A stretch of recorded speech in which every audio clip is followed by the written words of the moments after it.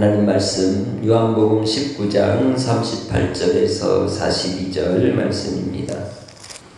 아리마대 사람 요셉은 예수의 제자이나 유대인이 두려워 그것을 숨기더니 이 일 후에 빌라도에게 예수의 시체를 가져가기를 구하매 빌라도가 허락하는지라 이에 가서 예수의 시체를 가져가니라.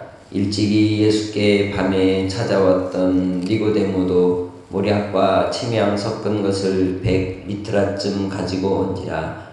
이에 예수의 시체를 가져다가 유대인의 장례법대로 그 향품과 함께 세마포로 쌌더라. 예수께서 십자가에 못 박히신 곳에 동산이 있고 동산 안에 아직 사람을 장사한 일이 없는 새 무덤이 있는지라. 이 날은 유대인의 준비일이요 또 무덤이 가까운 고로 예수를 거기 두니라. 아멘. 오늘 본문 속에서 우리는 예수님을 믿고 따르던 제자 두 사람을 만날 수 있습니다. 그들은 당시 유대인의 유력한 자들이었고 공회원이었고 사람들에게 큰 영향력을 미치는 지도자들이었습니다. 그런데 이 유대인들에게 있어서 예수님을 믿는다, 따른다고 하는 것은 출교의 이유가 되기 때문에 그들이 드러내놓고 주님을 따를 수 없었습니다. 그래서 유대인이 두려워 그것을 숨겼다고 38절에 말씀하죠. 그런데 아리마대 사람 요셉과 니고데모가 예수님의 죽으심을 바라보면서 불의한 유대인들의 모습, 죄악과 탐욕과 어둠이 가득한 유대인들의 모습을 보면서 빛이신 예수님을 믿고 따르는 제자로서 더 이상은 그들이 신앙을 숨길 수 없었던 것이죠. 그래서 둘은 커밍아웃하며 세상 가운데 빛이요 소금으로 살도록 우리를 부르신 그 부르심 앞에 순종합니다. 예수님의 마지막 죽으심을 예비하며 섬긴 자들로서 본문에 기억되고 있습니다. 요한복음 12장에서 우리는 나사로의 누이 마리아를 만납니다. 그는 예수님의 죽으심을 미리 예비하며 향유옥합을 깨뜨려 예수님의 발에 붓고 머리털로 씻기며 눈물로 주님을 섬긴 그러한 아름다운 여인이었죠.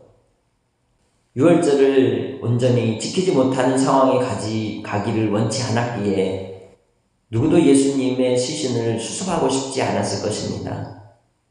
그럼에도 불구하고 그 때에 누가 나를 위하여 갈고 할 때 주님 내가 여기 있습니다. 나를 사용하옵소서라고 두 사람이 나아갔던 겁니다. 그들은 유대인들과 다른 선택을 했습니다. 12제자와 다른 선택을 했습니다. 예수님이 잡히시던 날 밤 말고의 귀를 잘랐던 베드로도 이 일들을 할 수 없었죠. 그럴 만한 자격도 되지 않았습니다. 그런데 이사야서 53장 9절에 예언하신 바대로 그는 강포를 행하지 아니하였고 그의 입에 거짓이 없었으나 그의 무덤이 악인들과 함께 있었으며 그가 죽은 후에 부자와 함께 있었도다. 이 말씀대로 이 아리마대 사람 요셉이 준비한 새 무덤, 그는 가족들을 위해 그의 후손들을 위해서 한 번도 사용하지 않은 새로운 무덤을 준비했을 것입니다. 그리고 그는 부자였습니다. 그런데 자기의 가문을 위해서 집안을 위해서 준비했던 그 무덤이 실은 창세전부터 하나님이 예비하신 구속의 사역을 위하여 하나님의 예정과 택하심과 또 주의 미리 정하심을 따라 주님 앞에 도구로 쓰임받는 아름다운 사람이었던 것이죠. 비록 그가 예수님이 십자가에 못 박히시기 전까지는 유대인들을 두려워하였으나 예수님이 십자가에 못 박혀 죽으심으로 그들도 자기들도 함께 예수님과 죽은 자가 된 것처럼 결코 그들의 신앙을 포기할 수 없었고 부인할 수 없었던 것입니다. 그래서 신앙의 결단을 따라서 예수님을 모심으로 그들은 하나님 앞에 사람들 앞에 그리고 예수님을 따르는 제자임을 커밍아웃 한 것이죠. 오늘 우리는 우리의 신앙의 삶 속에서 살아갈 때에 위기의 때 또한 우리의 신앙의 결단을 통하여 드러내야 될 용기의 시간이 올 때가 있습니다. 또한 니고데모는 모략과 침향 섞은 것 100리터라 지금으로 치면 한 32kg에서 34kg 정도 되는 양의 향품을 가지고 와서 예수님을 유대인의 장례법대로 사용하고 세마포로 쌌다고 말합니다. 가장 최상의 것으로 주님을 섬겼던 겁니다. 과연 이 정도의 향품을 언제 준비했을까요? 그는 이 향품을 즉시로 쓸 수 있었던 이유가 어디에 있을까요? 준비했던 사람이라는 것이죠. 자기를 위해서 준비했든지 또 어느 곳의 용도로 사용하려고 준비를 했는지 모르겠지만 준비가 되어 있었기에 주님의 갑작스러운 십자가의 죽으심을 그가 맞이할 때에 준비된 바대로 주를 향하여 쓸 수 있었던 것입니다. 우리 교회 안에서 신앙생활 하면서 믿음의 열심을 가지고 종교적 열심으로 신앙생활 하는 분들이 있고 또 그렇지 않아서 1주일, 2주일, 3주일 옥수수 이 빠지듯이 그렇게 가끔씩 교회에 오는 이들도 있습니다.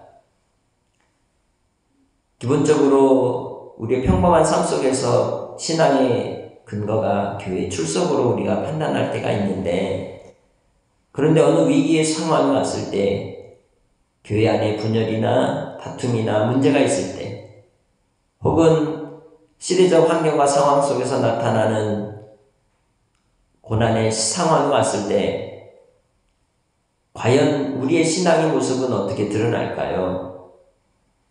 종교적 열심이 우리의 믿음일 수 없습니다.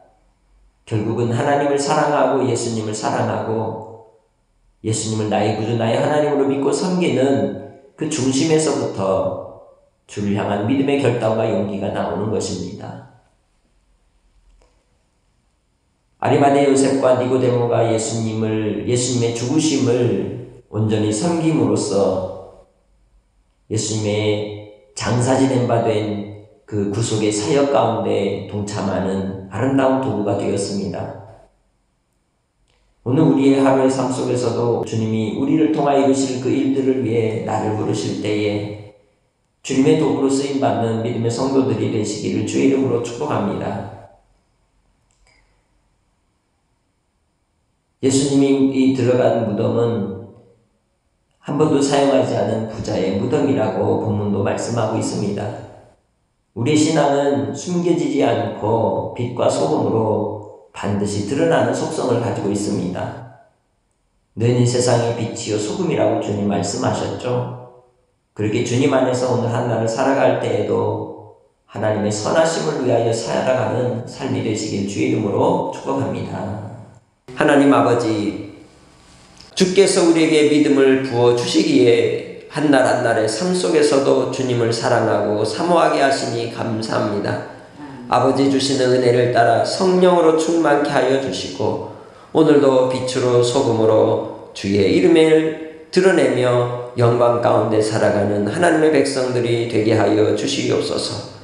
한국교회가 더욱 회개하며 깨어 통에 자복하게 하시고 이 땅에 있는 이 죄악의 참혹함을 바라보며 이 때를 위하여 우리를 준비시키셨다면 주여 우리가 주님 앞에 주님을 의지하며 부르짖게 하여 주시사 하나님을 향하여 엎드린 제물들이 되게 하옵소서. 아버지 하나님께서 오늘도 사랑하는 종들의 기도와 간구를 들으시고 가정가정마다 하나님께서 은혜의 얼굴빛을 비춰주시사 회복의 역사가 나타나게 하시고 화목을 이루는 역사가 나타날 수 있도록 역사하여 주시옵소서. 오늘도 주님께서 한날의 삶 속에 주의 도우심의 은혜를 간절히 바라옵고 예수님의 이름으로 기도합니다. 아멘.